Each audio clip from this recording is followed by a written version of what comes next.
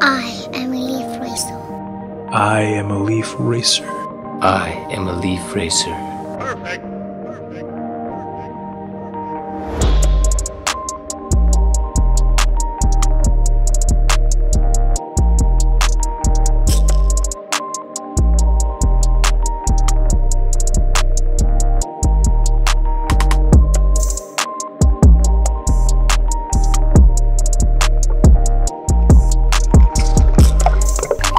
Leaf race!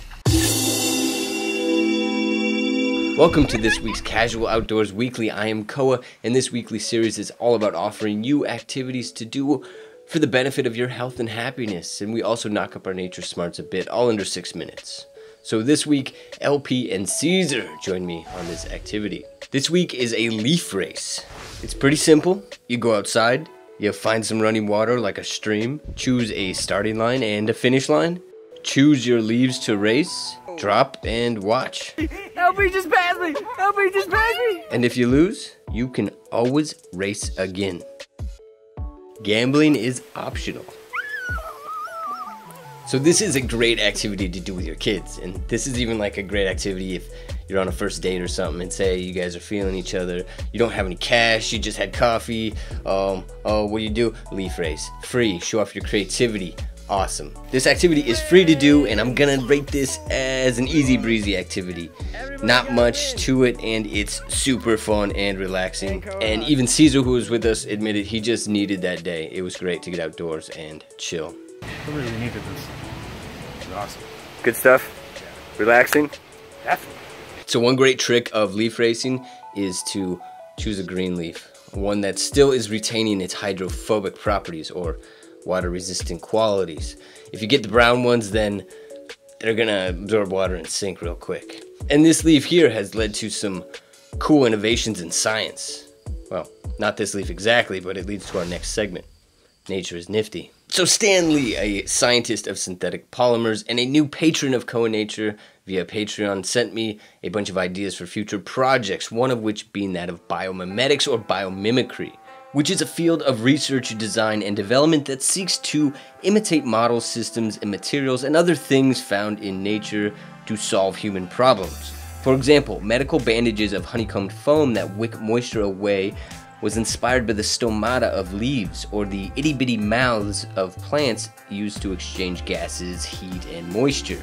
This technology has also been incorporated into other fabrics and building materials for better efficiencies in moisture and temperature control. Biomimetics exists and is practical because nature has been perfecting complex adaptations for complex problems and complex systems for millions and millions of years. The designs are already out there in nature waiting to be used. It's like China ignoring all our patent laws and it was stealing our technology.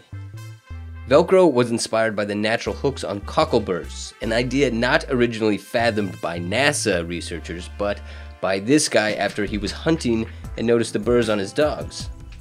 Gecko tape mimics the electrodynamic adhesive properties on the hairs of gecko feet, used for many purposes like moving computer chips around in a vacuum, and it doesn't contain many toxins like most commercial adhesives. And there is even a reversible wet-dry adhesive that is derivative of the biochemical mechanisms of both mussels and geckos. Often it is difficult for researchers to reproduce what nature has been perfecting for eons and eons, and sometimes biomimetic designs flop completely. Like the Mercedes-Benz Bionic concept car that was inspired by the boxfish. They made some poor assumptions about translating a boxfish's ability to maneuver in water and what a car could do on land without fins. And there are so many other examples of biomimetic design, like that of glass that birds won't crash into. This biomimetic glass, inspired by the ultraviolet reflective strands of spider webs, is seen by birds, reducing the number of bird deaths. The microscopic properties of shark's skin has inspired riblets, a NASA invention that reduces drag and deters small organisms from attaching to the surface, especially handy on the hulls of ships and other sea vessels, making the vessels more fuel efficient. It's even being incorporated into aviation designs. Biomimetics offers us greater opportunities for greener technologies. Okay, dealer's choice.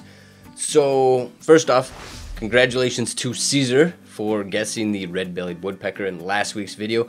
Barbsy, I'll give you a mention for being correct there. Secondly, after we did our leaf racing, we later in the day went into the woods to do some herping, looking for amphibians and reptiles, and we passed this church that had this sign.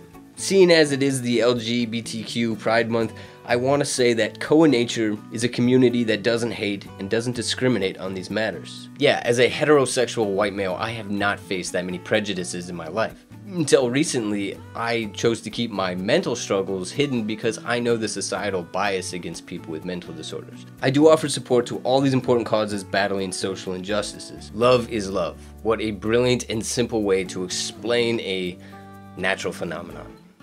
So, for next week's video, this is the animal to guess. Like, subscribe, get outdoors, spread some knowledge, and be nature heroic. Thank you for watching.